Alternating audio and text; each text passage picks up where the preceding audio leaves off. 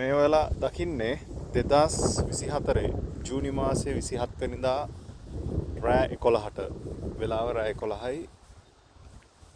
අද මෙහි තියෙන සමර එකේ දිග දවසක් රෑ 11ටත් මේ විදිහට තමයි අවුව පායලා තියෙන්නේ.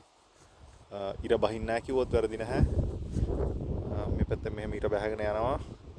හැබැයි මේක මේ විදිහට මේ සම්පූර්ණයෙන් ඉර බහින්නේ එක රවුමක්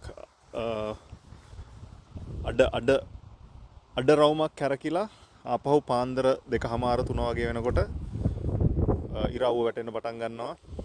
ඒ කියන්නේ මේ දවස් ටිකේ මේ විදිහයි රෑ එළි වෙනකම්ම කළුවර වැටෙන්නෙම නැහැ. එහෙම කිව්වොත් මං හරි.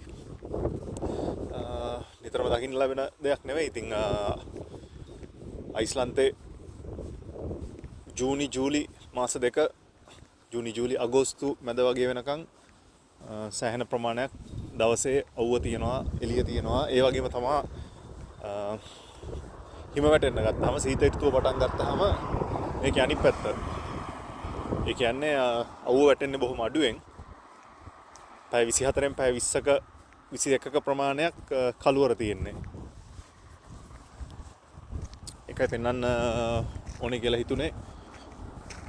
මොකද හරි ලස්සනයි වටපිටාව මේ විදිහට තියෙන එක.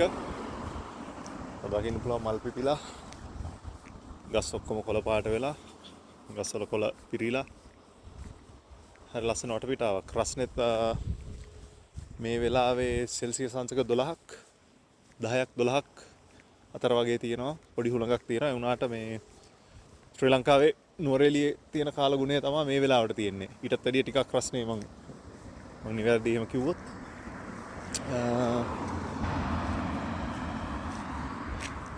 තද බදයක් නෑ මේ වෙලාවට පාරේ.